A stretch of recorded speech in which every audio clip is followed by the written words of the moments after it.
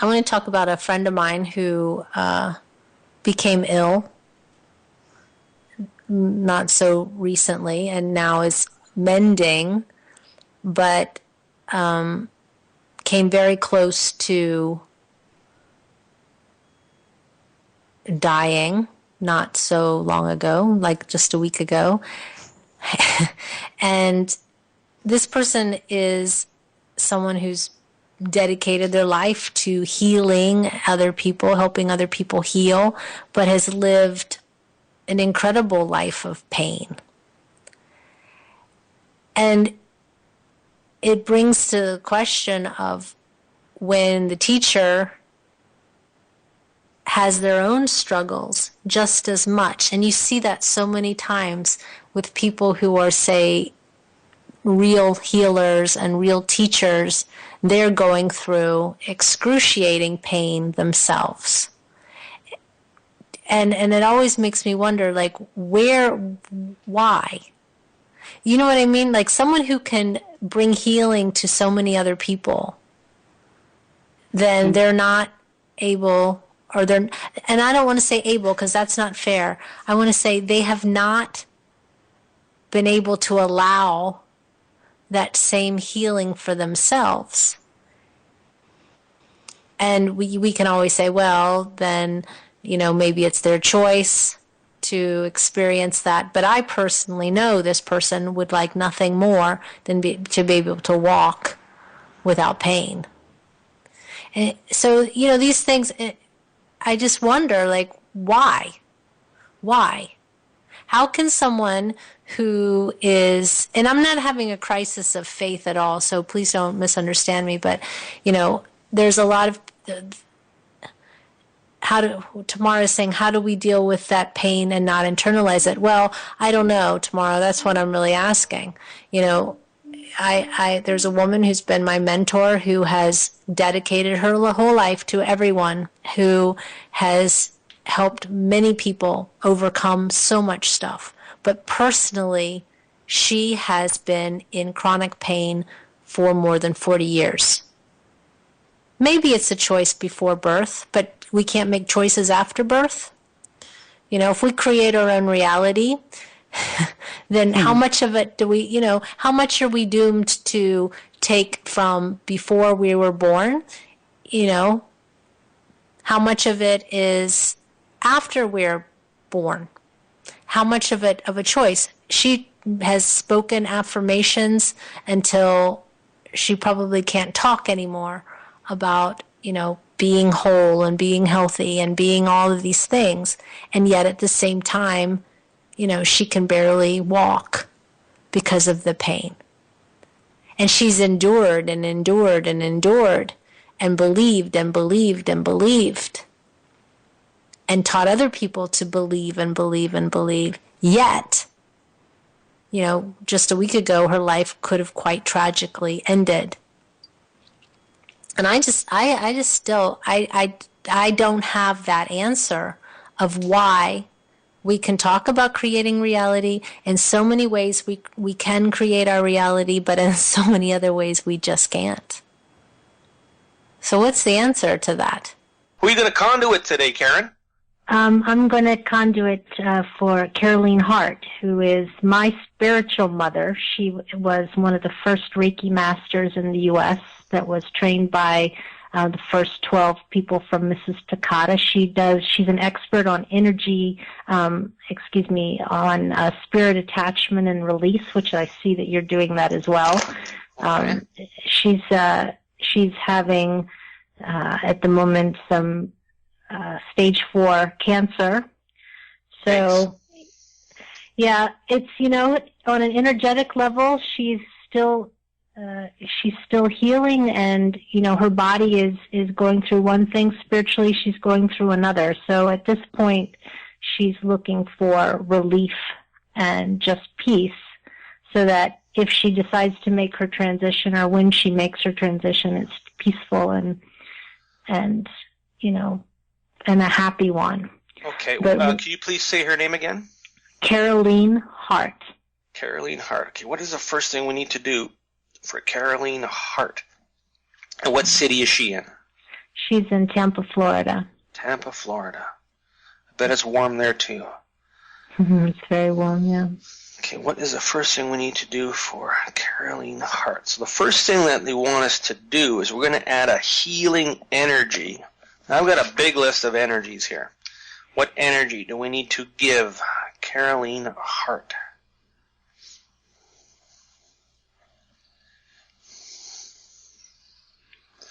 And of course, we're going to give her love and light. That is just the ultimate. Sometimes other specific ones are more in need. Now, let's find out where. I always like to get very specific. Where do we need to add love and light for Caroline, please?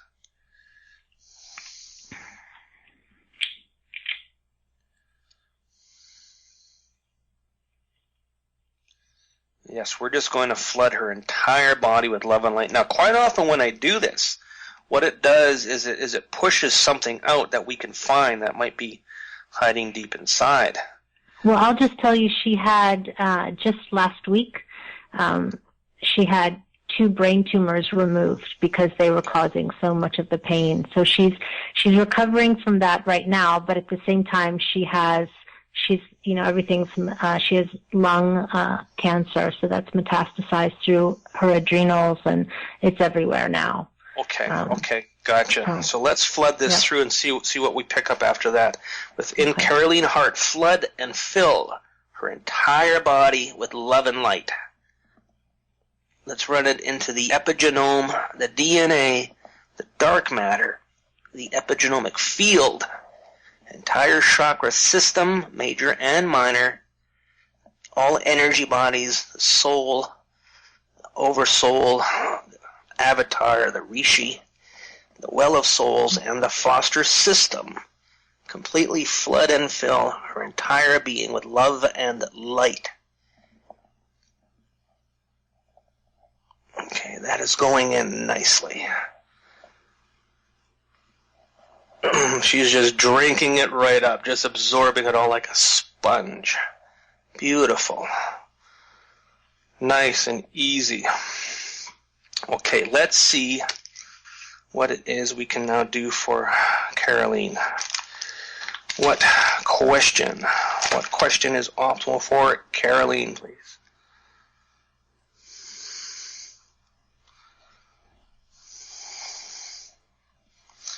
Okay, so we're going to ask what area within Caroline's body is in crisis.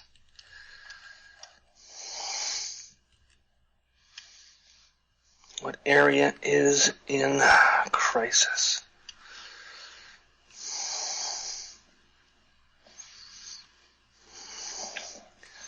Okay, we're going to do some work on her blood.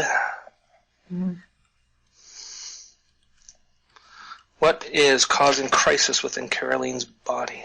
Within her blood. What is causing crisis in Caroline's blood?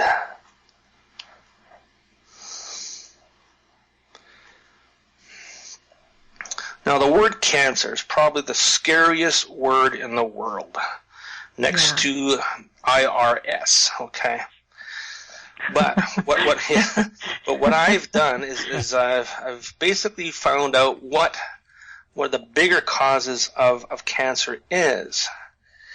Now, let's see. Well, what's interesting is she's been a healer her entire life. She's dedicated her whole life.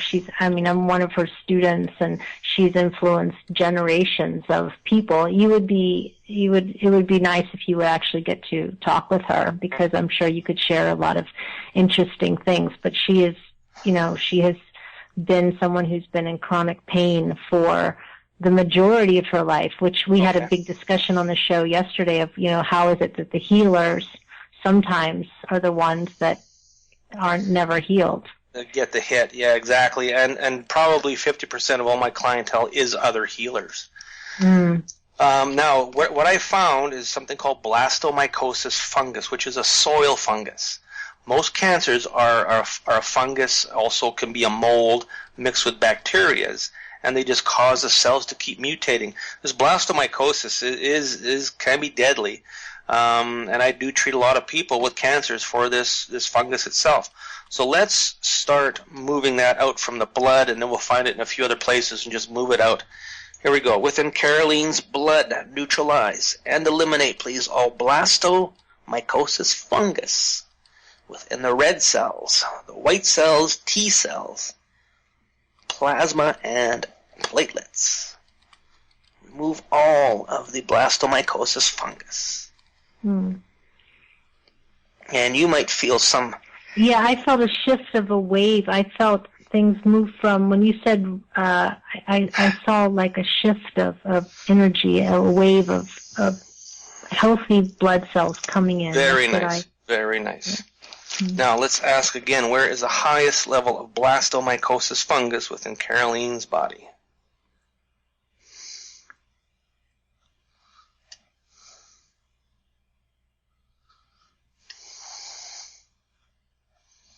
Highest level of blastomycosis. Okay, so that is in the respiratory system. Okay. Where is highest level of blastomycosis fungus?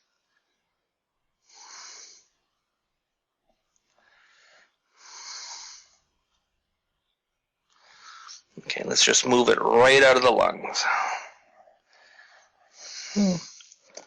Here we go. Neutralize and eliminate, please, all blastomycosis fungus from the entire left and right lung within Caroline's body, please.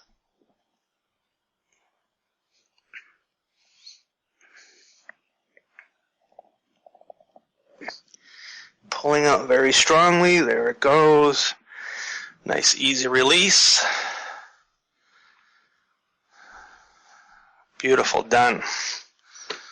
So we're going to keep on doing this. Just keep on looking for this stuff. Where is the highest level of blastomycosis fungus within Caroline's body? Do you talk to her quite often? Yeah, I talked to her today. This is the first time since her brain surgery I talked to her. Okay. But she knew that we were going to be doing this. I asked her permission if Wonderful. I could work as a surrogate for her. Always nice to ask permission. Oh, some people just take it upon themselves. I'm going to heal the world. And it's like, well, first you better ask permission. No, it's for the highest and best good. It's, you know what? I think you still need to be polite and ask permission. Okay, we're going to remove it from the cardiovascular. Where is blastomycosis? Is in the heart. Let's get it out of her heart. Neutralize and eliminate, please, all blastomycosis fungus from Caroline's entire heart.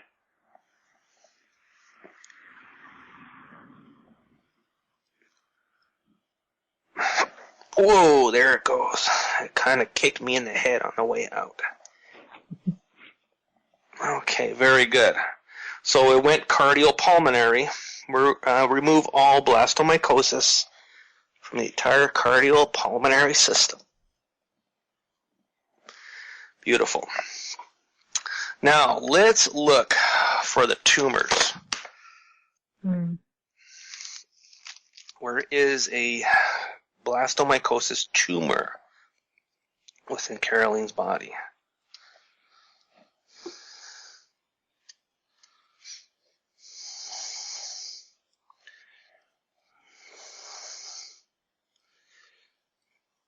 Okay, so right away you'd think, oh, well, there's got to be one in the lung. But it's showing me the endocrine system. Where is a blastomycosis tumor within the endocrine system?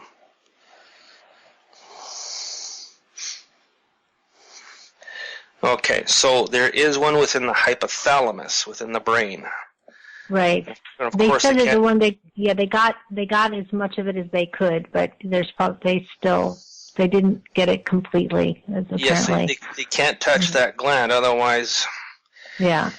She'll be saying, "Doctor, I smell burnt toast." Okay. Right. Here we go. Neutralize and eliminate all blastomycosis tumors. Shrink, reduce, dissolve all tumors within the hypothalamus in Caroline's brain.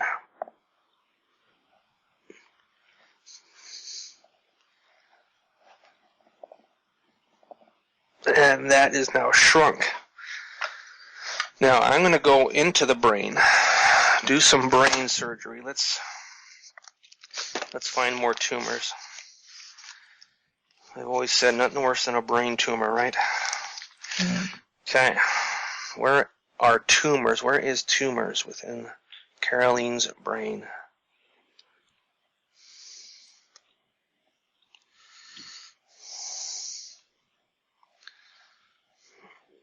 Okay, so we're going to move from the hypothalamus. Now we're going to take out of the thalamus. We're going to do all of the glands within the brain.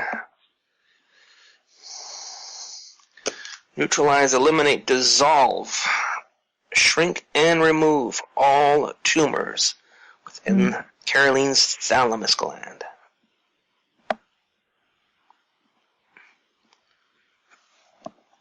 Big one there. Dissolve, remove, and neutralize all tumors within the pituitary.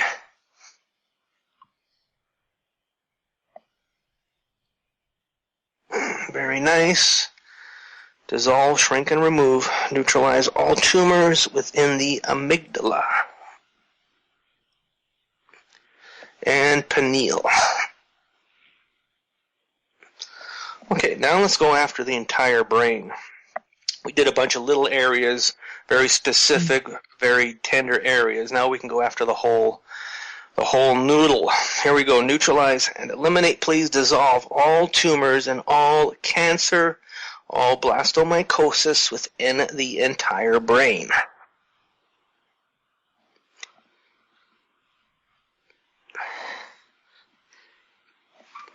Whoa, okay, that really rocked out of there. Did you feel any kind of sensation through that? Yeah, I felt, to be honest, I felt something like a jump in my heart at that point.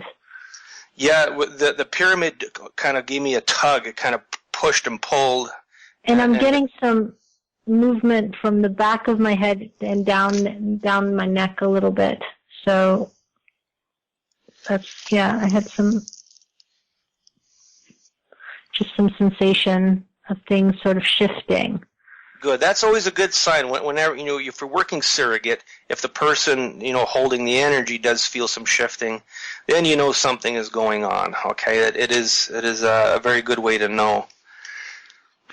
And when you were doing the lungs, I was having like some, also medium. So I was also having some, shortage of breath and some shifting in my lungs at that time, but I didn't say anything. But there was some very definite, nice. Yeah. Very nice. Always things I like to hear. Energy moving, energy happening. What question is now optimal for?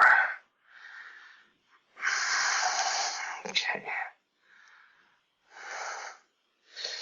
All right. Where is the most resistance?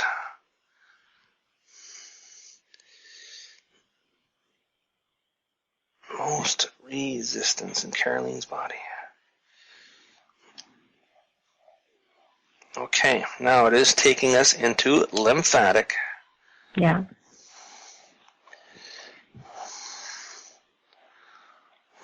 Where is the most resistance within the lymphatic and immune system?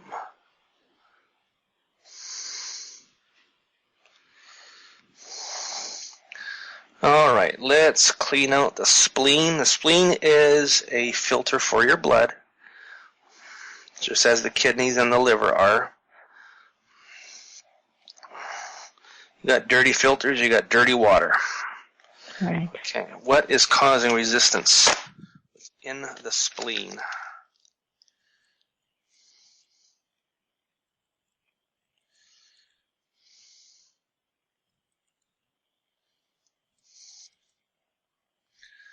Okay, so this again is going to show me that blastomycosis fungus. Let's make sure. What is causing resistance within Caroline's spleen, please? Yes, indeed. Okay, let's get that out of there. Neutralize and eliminate, please, all blastomycosis fungus from the spleen.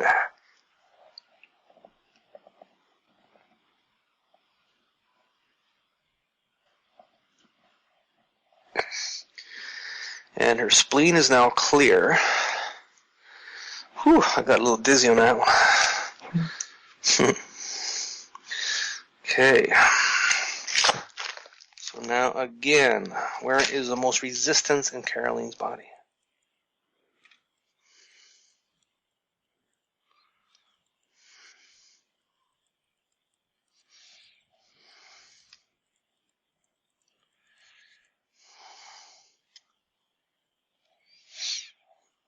Okay, we need to go into the nervous system again.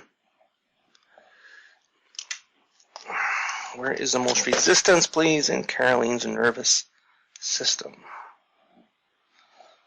Okay, into the brain, a specific area within the brain.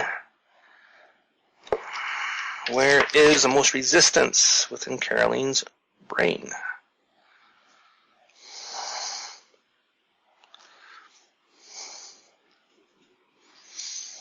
Okay, we're going to take another look at the pituitary. Now we cleared tumor off of that. Let's see what's going on within the pituitary.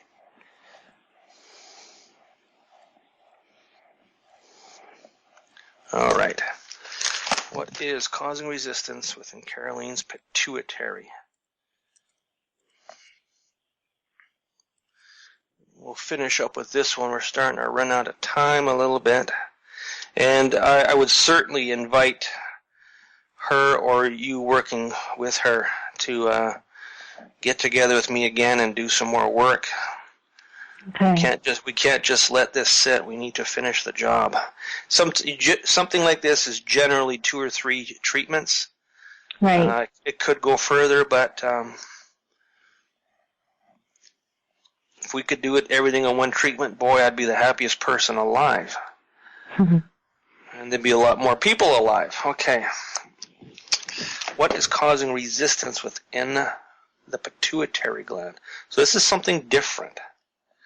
Picking up a different energy.